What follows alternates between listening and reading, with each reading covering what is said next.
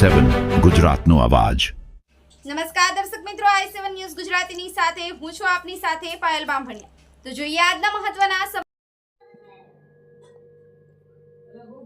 અમૂલના chairman તરીકે શાબેસી પરમારની વરણી Vijaybhai Fulabhai Patel vice chairman બન્યા। આણંદ સ્થિત અમૂલ ડેરીના ચેરમેન વાઇસ ચેરમેન માટે આજરોજ ચૂંટણી યોજાઈ હતી, જેમાં ચેરમેન તરીકે જ્યારે વાઇસ ચેરમેન તરીકે નિમણૂક કરવામાં આવી છે। આણંદ સ્થિત અમૂલ ડેરીના નિયામક મંડળના કુલ 12 બ્લોક પૈકી 4 બ્લોકમાં ભાજપના ઉમેદવારો બિનહરીફ થયા હતા, માટે બાકીના 8 બ્લોક તેમજ વ્યક્તિ સભાસદની એક બેઠક માટે ગત તારીખ 10 સપ્ટેમ્બરને બુધવારના રોજ ચૂંટણી યોજાઈ હતી, જેમાં 97.48% જેટલું ઊંચું મતદાન નોંધાયું હતું। જે બાદ તારીખ 12 સપ્ટેમ્બરના રોજ અમૂલ ડેરીમાં આવેલા સરદાર પટેલ સભાગૃહ ખાતે આ ચૂંટણીની મતગણતરી યોજાઈ હતી, જેમાં કુલ 9 બ્લોક પૈકી 7 બ્લોકમાં ભાજપનો ભવ્ય વિજય થયો હતો। આમ અમૂલ નિયામક મંડળના કુલ 13 પૈકી 11 બ્લોકમાં ભવ્ય વિજય સાથે ભાજપે અમૂલમાં કબજો જમાવ્યો હતો। પરિણામ આવીના 3 મહિના બાદ એટલે કે 94માં દિવસે આજરોજ અમૂલના ચેરમેન વાઇસ ચેરમેનની ચૂંટણી યોજાઈ હતી, જેમાં ચેરમેન તરીકે જ્યારે વાઇસ ચેરમેન તરીકેની નિમણૂક કરવામાં આવી છે। ભાજપના 4 ઉમેદવારો બિનહરીફ વિજેતા થયા હતા। અમદાવાદ બ્લોકમાં ભાજપના ઉમેદવાર ગૌતમભાઈ રાવજીભાઈ ચૌહાણ, બાલાસિનોર બ્લોકમાં ભાજપના રાજેશભાઈ ગંજાનંદ પાઠક, વીરપુર બ્લોકમાં શાબેસી મોંઘાભાઈ પરમાર તેમજ ઠાસરા બ્લોકમાં પ્રિયાબેન કુણાલસિંહ પરમાર બિનહરીફ વિજેતા થયા હતા। ભાજપના વિજેતા ઉમેદવાર અને તેમને મળેલા મત: આણંદમાં કાંતિભાઈ સોઢા પરમાર 79 મત મળ્યા 51 મતથી વિજય, ખંભાતમાં રાજેન્દ્રસિંહ બળવંતસિંહ પરમાર 84 મત મળ્યા 65 મતથી વિજય, પેટલાદમાં બીનાબેન તેજસકુમાર પટેલ 83 મત મળ્યા 78 મતથી વિજય થયા, નડિયાદ વિપુલભાઈ કાંતિભાઈ પટેલ 83 મત મળ્યા 60 મતથી વિજય થયો, કઠલાલ ઘેલાભાઈ માનસી ઝાલા 79 મત મળ્યા 54 મતથી વિજય, માતર ભગવતસિંહ કાળીદાસ પરમાર 53 મત મળ્યા 35 મતથી વિજય, વ્યક્ત સભાસદ વિજયભાઈ ફુલાભાઈ પટેલ 4 મત મળ્યા 1 મતથી વિજય, ઠાસરા પ્રિયાબેન કુણાલસિંહ પરમાર બિનહરીફ, બાલાસિનોર રાજેશભાઈ પાઠક બિનહરીફ, મહેમદાબાદ ગૌતમભાઈ ચૌહાણ બિનહરીફ, વીરપુર શાબેસી પરમાર બિનહરીફ। કોંગ્રેસના વિજેતા ઉમેદવાર અને તેમને મળેલ મત: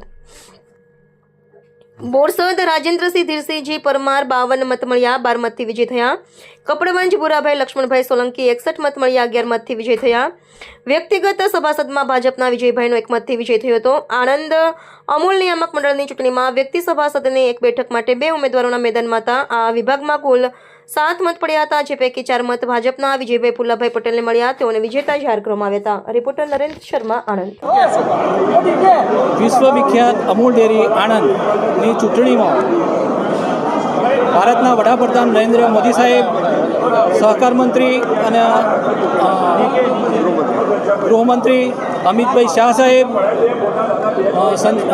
જળ સંચય મંત્રી CR પાટીલ સાહેબ, ગુજરાતના મુખ્યમંત્રી ભૂપેન્દ્ર પટેલ સાહેબ, પ્રદેશ અધ્યક્ષ વિશ્વકર્મા સાહેબ અને મહામંત્રી રત્નાકરજી અને તમામ ડિરેક્ટરો અને ધારાસભ્યો, સંસદ સભ્યો બધાનો હું આભાર માનું છું। આ પ્રથમ વખત મહીસાગર જિલ્લાને સ્થાન મળ્યું છે, શું કહેશો? તો ભારતીય જનતા પાર્ટીએ જે નક્કી કર્યું એ વીરપુર તાલુકાને પ્રથમ વખત સ્થાન આપ્યું છે। 2.5 વર્ષમાં પશુપાલકોના કયા પ્રશ્નો હલ કરશો? 2.5 વર્ષમાં સારું કામ કરીશું। સાહેબ, કેવી લાગણી અનુભવો છો? આપનું નામ જાહેર વિશ્વવિખ્યાત અમૂલ ડેરી સંચાલકમાં મને વાઇસ ચેરમેન તરીકે આપણા વિશ્વના પણ વડાપ્રધાન ભારતના નરેન્દ્રભાઈ મોદી અને સહકાર મંત્રી ગુજરાતના જાહેર જીવનમાં બધાની સાથે અને ગુજરાતની શાન માન વધારે તેવા આપણા શાહ સાહેબ, પ્રદેશ પ્રમુખ રત્નાકરજી અને સૌ અને આપણા CM સાહેબ, સૌ ધારાસભ્યો, સૌ MP અને અમૂલ ડેરીના સૌ ચૂંટાયેલા સભ્યશ્રીઓ અને દૂધ મંડળીઓના સૌ સભાસદો, આમ તો અમૂલ વિશ્વની વિખ્યાત પ્રગતિશીલ અને જાણીતી સંસ્થામાં કામ કરવું એ જવાબદારી બહુ અઘરી છતાં અમને સોંપવામાં આવી છે। તો એ જવાબદારી અમે સૌ સાથે રહીને અમૂલની નાવ બધા સાથે હલેસા મારી અને પાર ઉતારવાનો પ્રયત્ન કરીશું। અમૂલના પાયામાં પશુપાલન છે અને પશુપાલકોના પ્રથમ પ્રાયોરિટી મળે એની કાળજી રાખવાનો સતત પ્રયત્ન થશે। ભૂતકાળમાં ઘણું બધું કામ થયું છે તેને વધારે વેગ મળે અને પશુપાલકોને કેન્દ્રમાં રાખીને અમૂલની શાન વધે એવો પ્રયત્ન આપણે કરવાનો છે. એમાં સૌ સાથીઓએ મારી પર જે વિશ્વાસ મૂક્યો એ મારા માટે સરપ્રાઈઝ છે, પણ એ સરપ્રાઈઝને આપણે પૂરી કરીશું. અમારા કેટલાક આ ટીમના વડાઓમાં ભાઈ શ્રી ઇન્ચાર્જ હતા અજયભાઈ, અને મારી સાથે કામ કરનાર પપ્પુભાઈ પાઠક તથા આણંદના MP મિતેશભાઈ અને બીજા MP પણ અમારા ખેડા જિલ્લાના અને બીજા ધારાસભ્યોએ ઘણો બધો આ સંસ્થાનો સહકાર આ ચૂંટણીમાં આપ્યો છે.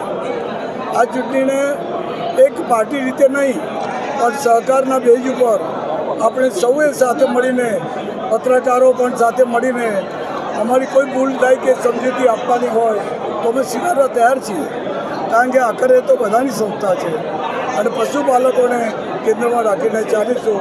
આપ સૌનો સાથ સહકાર મળે એવી અપેક્ષા સાથે છે.